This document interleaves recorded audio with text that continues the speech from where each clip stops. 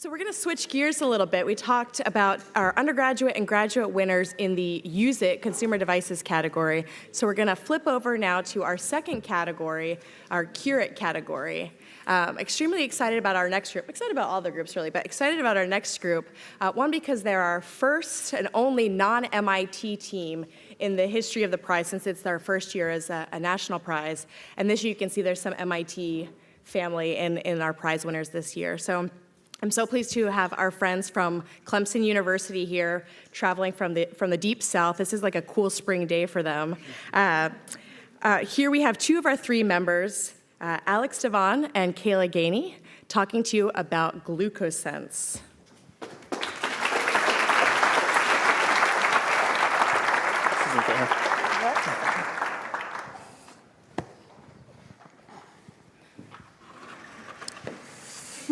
No, we don't have anything to do that. This isn't fair, we have to follow that. But yeah, so we are Team Glucosense from Clemson University in South Carolina. Our design is a glucometer for developing countries, and we won the 2014 Cure It Prize for the undergraduate category. So a little bit about our team. I'm Kayla Gainey, Alex Devon, as she mentioned. Tyler Ovington is our third member, and he's doing an internship in Vietnam, working on another Lemelson project, the Firefly phototherapy device. So just to kind of tell you a little bit about us and how we got to where we are, I'm sure you all recognize this toy. Legos, that's how almost, I would assume, everyone in this room got started building things. We graduated to Connects, and personally, as a child, my family really embraced the idea of me enjoying science and learning all the facts that I could, and I really got into it. And so I received gifts like the Factastic Book of 1001 Lists, which as an 8-year-old is a fantastic investment as a parent. So yeah. And I love to build things, so anytime anyone in my family got something that came in lots of little pieces, I got the pleasure of putting it together because they considered it more of a chore.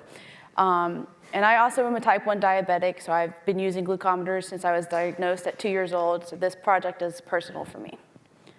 And all of us went to Clemson University. I'm currently a graduate student now, and Tyler and Alex both graduated in May from the bioengineering department. So a little bit about us, how we got started inventing. The picture on the top is me. The one in the middle is Tyler, and the one on the bottom is Alex. But my first inventions, so to speak, were drumsticks that had laser pointers shining out the end, and that was kind of because someone told me it couldn't be done, so of course I had to do it. And then I also had an Xbox that kept overheating, so I made a stand that would allow for airflow so it would stay cool. Tyler started out with puzzle boxes where he would make boxes that had hidden locking mechanisms so you couldn't figure out how to open them. So my crowning achievement as a fourth grader, I made a solar fan-powered car. I had some erector set, which is kind of like older Connects, just that I inherited. So I made a car out of erector set. I see some nods. And I had a solar fan kit, so I kind of just made a hodgepodge of things. I actually found it, and I was going to bring it, but it's a little bit broken, so I spared you that. And also, as part of our degree, we all went through the senior design program, which kind of immersed us in a variety of different medical device inventions. So we got a lot of design experience and instruction that way. So the project that brought us all together is glucosense, and as Alex mentioned, it's a low-cost glucometer. We actually have had the experience to get to go to Tanzania. We have collaborators there, so we've both gotten to travel and see the need firsthand and see the clinicians that would use this device and talk to them about it. So the impact for our device is that in developing countries, there's commonly no blood sugar monitoring available, and if it is, it comes in the form of donated equipment. You get donated meters and donated test strips, and that's great until you run out of the test strips, and in modern developed technology, those test strips are proprietary, so companies don't really talk. You need the specific model of test strip that's compatible with your meter. So we designed a device that kind of eliminates that need. So traditional testing using a standard test strip, for a month, it costs about $120, and in Tanzania, more than a quarter of the population, as families, bring home around $12 a month. So that's obviously a completely incompatible price scale. So our device, the glucosense system, brings the cost of a single testing strip down from 80 cents to $1, which is a traditional modern strip, to a penny. So in addition to reducing the cost of the strips themselves, we also reduced the cost of the associated complications. So there are a variety of different really severe complications that come with uncontrolled diabetes, such as the need for kidney dialysis and amputation. So with our system, we really look to lower the costs across the board, not only for the supplies, but also for the medical care. So now I'll talk just very briefly about the design. These are our components. We use filter paper. We get empty ink cartridges that do not contain standard ink, and then we create enzyme and dye solutions. We fill each cartridge with a separate solution so we can control the volume by printing them layer by layer onto the filter paper. So once all 3 solutions are printed, you have a completed strip that can be used to test blood glucose. So in your blood, there's sugars, and when you apply the sample of blood, the sugars can wick out, and that reacts with the enzymes that creates a color change over about 30 seconds. Once you have a completed reaction, the meter uses an LED that shines light through the strip so that a detector on the other side can measure it. So the concentration of the glucose is linearly related to the measurement that the detector can get. And we use the curve to backtrack what the original glucose concentration is.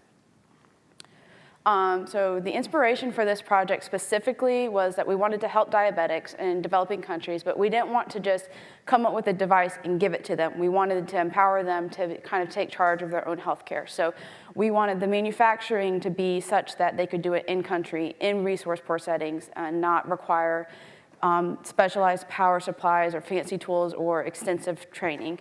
And we also wanted it to be sustainable. In general, when we do inventions and things related to the medical field, we want them to be impactful, and we tend to go for the more straightforward solution, not the overly complicated system that's going to be very difficult to implement. And we like to do things in unfamiliar territory. So you want something that you really can learn instead of doing the same thing over and over. You want new areas that you can be inspired about. So once you go out and you find the need or the problem you're trying to solve, what's important is over the course of your invention, you're going to have a lot of failures, unfortunately. But what you have to do is stay engaged to keep powering through. And for us, some factors that helped were that we're not only doing technical stuff, we're not only doing chemistry, we're not only doing circuits, we're interacting with business people and with clinicians and patients. So there's a lot of different experiences in there. And also that outside interest really, if you're having a bad day, if someone tells you what you're doing matters and that they're interested and when can they get their hands on it, that's really vital. And traveling for us, having the ability and the opportunity to travel and see the patients and clinicians and then the struggles they face on a daily basis really helps out. So they asked us to give a little bit of our advice or how we get started in the invention process. And one of the biggest things is to ask questions. You want to get as much information from as many different people that are going to be involved as possible. So you talk to your users, but also talk to people who know about manufacturing and investing and things like that. And you want to get all of that input as soon as you can. And then you also want to make sure you have a full understanding of the need. So you don't, from our device, you might hear low cost, and there's lots of different ways you can make the monitoring cheaper. But if you make an overly complicated process, or if it's not stable enough, then it's not going to be a successful device. So make sure you figure out all of the factors involved and why there isn't a current solution. And then don't stop interviewing once you start designing. Keep talking to people throughout the process. Every time we go to Tanzania, we take prototypes. We talk to people who would eventually be using it to get feedback about what we've done. So one of my personality faults is that I get bogged down in details. So I want to come up with new features to add, and before I even have one done prototype, I'm already thinking of things to add to the next one. So it benefits you a lot to kind of just hammer out the minimal product that you're really looking that solves the problem. Just aim for proof of concept. That's a really vital step just to kind of finish something. That's kind of something I struggle with. So in building a team around yourself, networking, having complementary skills in a variety of backgrounds. Tyler and I have biomaterials backgrounds, so we're more basic science and biology, and Kayla has an electrical background, and so it kind of is a good meshing of personalities and backgrounds. And getting to meet your customers, building a network, for us it was clinicians and patients in Tanzania and other developing countries. So having that network is really helpful. All right, now we're going to talk a little bit about creativity and how we've used it in our project. So you may hear creativity and think of something like really bright and shiny and new and exciting. For us, it came in the form of using a technology that was 10 to 15 years old. So The system that we're using is something that was used in the 90s and a little bit before that as the state of the art, but it's perfectly acceptable for using in the developing country. Another example is we use completely normal inkjet printers. We don't have to create our own printers. So that was part of the thing. Inkjet printers are found around the world now. You can find them in developing countries, and people there know how to use them. And so that's another aspect of we don't have to go through extensive training processes because we use a basic word processor and normal inkjet printers. So they already are using it for other things. They're just going to switch out the ink for enzymes. And then we needed filter paper to have the absorbency we wanted for the solutions and sample. But we couldn't find square sheets of filter paper when we were starting out. So we actually used coffee filters for prototyping. So we went out and brought a pack and cut them up into rectangles, and that's what we used to start with. So you don't have to always look, like he said, for the new fancy thing or overcomplicate the solution. Sometimes it's something as simple as going to the grocery store. So moving forward, we're obviously going to continue with our partnerships in Tanzania. They've been hugely helpful as far as finding needs, and we go back and verify that what we're building is useful to them. And we're looking to expand to other developing settings. There are a ton around the world, as you know. So we're looking primarily at India and Mexico as far as we're open to other settings as well. And we're going to start a company. We want this to be kind of a platform to open up for other options for developing country devices. And we want it to make sure it's a sustainable product and not something that starts out and doesn't last. So kind of to wrap up, for Invention in general, my advice would be to always be on the lookout. You want to be open for needs and opportunities, and especially looking out for those impact areas where you can really make a difference. I went in to ask a professor about grad school options and walked out with this as a summer research project. And 2 years later, it's kind of changed my life. It's changed my career path and everything, and it's been just an awesome experience. So for my advice is to don't let your lack of knowledge on a certain subject stop you from moving forward with your plans. You can teach yourself whatever you need. All right, and we'd like to thank our mentors and the Lemelson Foundation for this awesome experience, as well as our other funding sources. Also, all of you for being here. Thank you so Yes. much. It's lovely to talk to you. Yeah.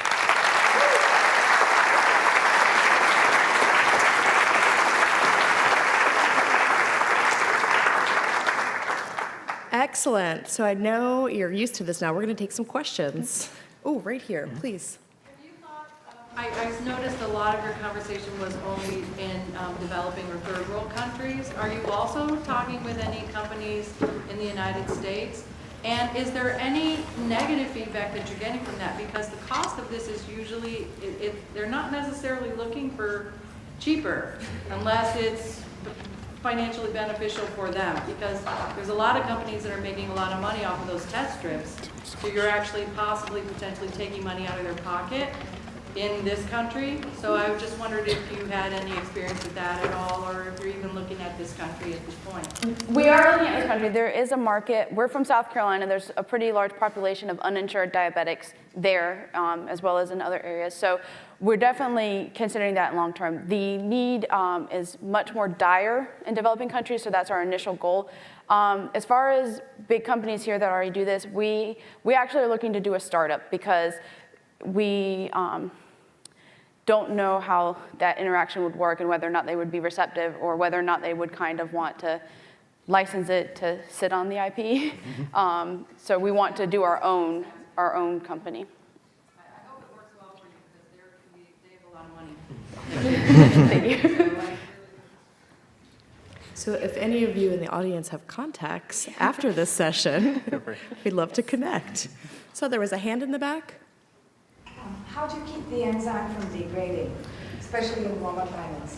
So that's part of the idea with having it manufactured locally. We actually ship them, or the plan would be to ship them in powdered form where they're more stable. And they would come in a kit where they're pre-measured. So all that the clinic or hospital would need to do is add water and print. So they would make them, in the local village, or Tanzania specifically has a mobile diabetes clinic that drives around, and it could be made on their RV.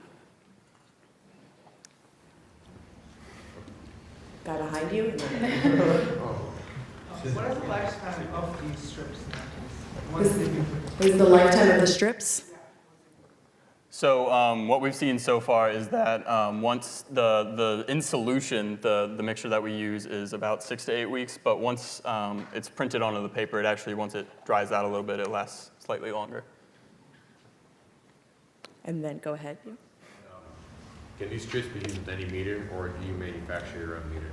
We manufacture our own meter just because of the same issues. The modern meters don't operate on the same principle at all.